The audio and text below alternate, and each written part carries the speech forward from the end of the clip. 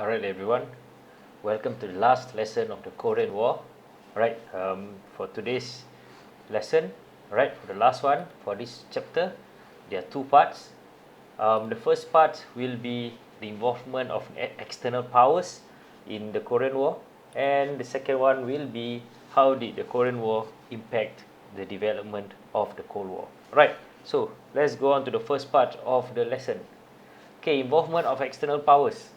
As we have gone through the lesson, we have realized that the Korean War wasn't just fought between the Koreans, right? We have North Korea and South Korea, but we also had other powers which somehow were involved in the Korean War. All right, so the powers that were involved in the Korean War were USSR, right? USA, United Nations, and China, right?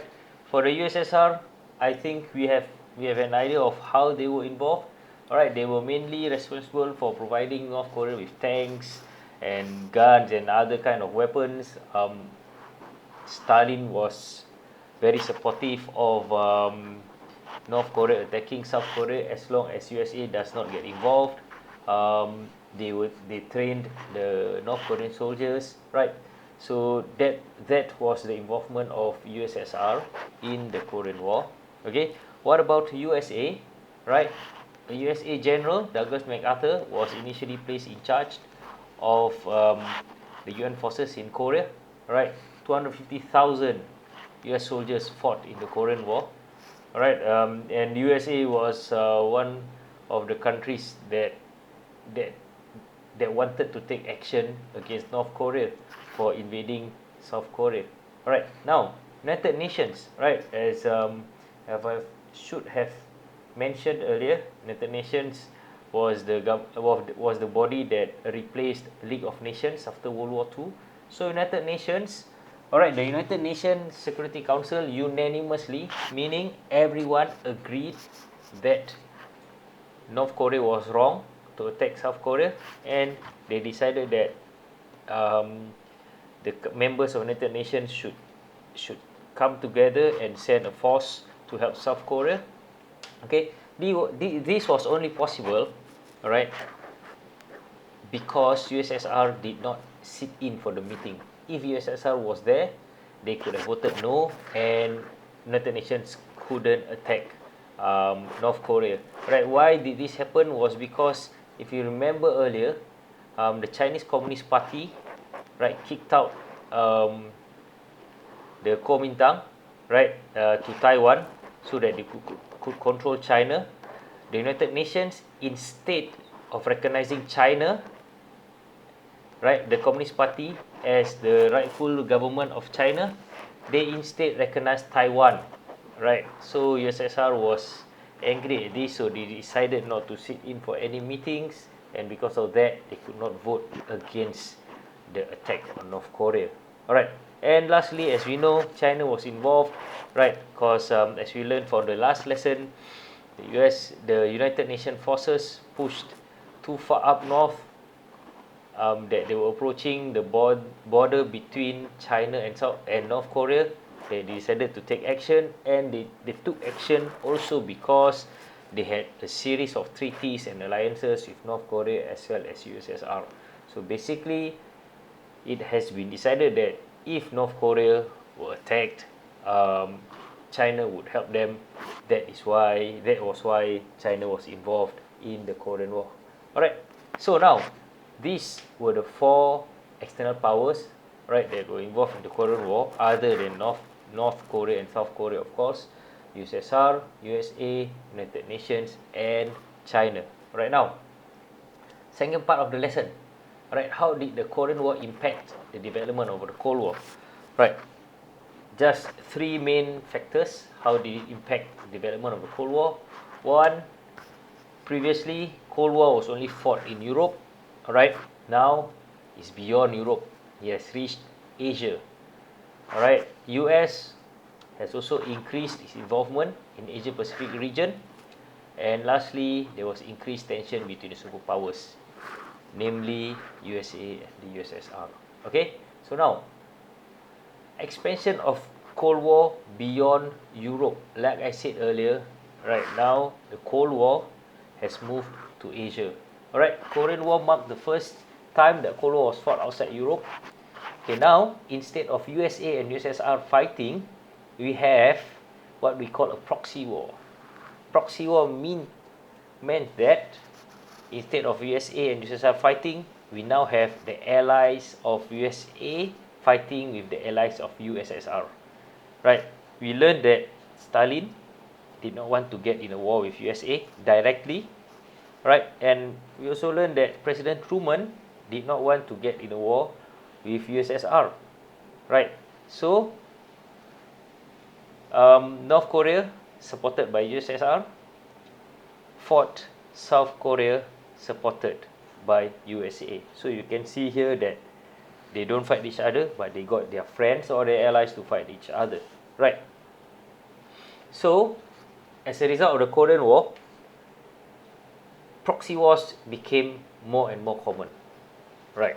This was not the only instance that the allies of USSR fought with the allies of USA. There were other examples throughout the Cold War, right? Some examples that I can show you, right, include Vietnam War.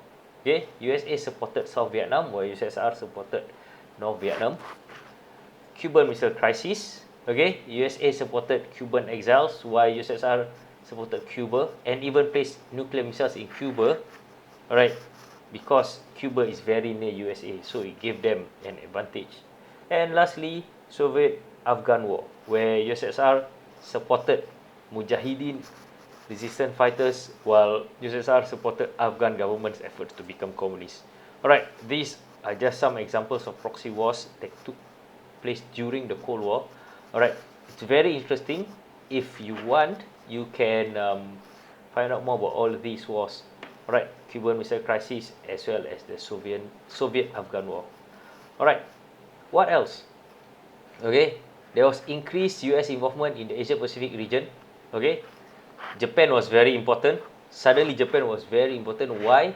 Because they decided that if they did not help Japan, right, Japan would also follow communism. So they decided that they will spend a lot more to rebuild Japan and not let them fall to communism. Alright, so what did they do?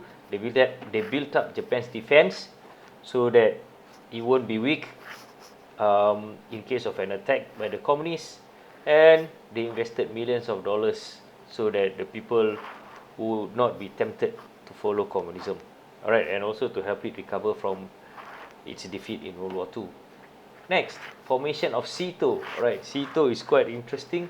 SEATO means the Southeast Asian Treaty Organization. Okay, it included USA, Britain, France, New Zealand, Pakistan, Philippines, as well as Thailand.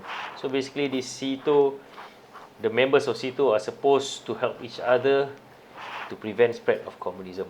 Okay, and lastly for this lesson, okay, I think everyone have seen this map. Alright, from the previous chapter, the blue ones are more the democratic countries, the red ones are the communist countries. So as you can see, these dark blue ones, right, they are members of NATO, okay, which are basically the democratic countries. North Atlantic Treaty Organization, if you remember from the previous chapter. And these deep red ones are the Warsaw Pact. So basically, those countries who are communist and have also agreed with the USSR that should any of them were attacked by the NATO countries, they would help each other. Right, so there was obviously increased tension between NATO and Warsaw Pact during and after the Korean War. So, and the NATO countries, they have taken increased steps in order to protect themselves from communist countries. So some of the actions that they took were, they had military exercises together. Western powers began to rearm in case of another communist attack. Okay, US military expenditure increased. And lastly, they agreed to allow Germany to rearm because they felt that they needed all the help they can have against the communist countries.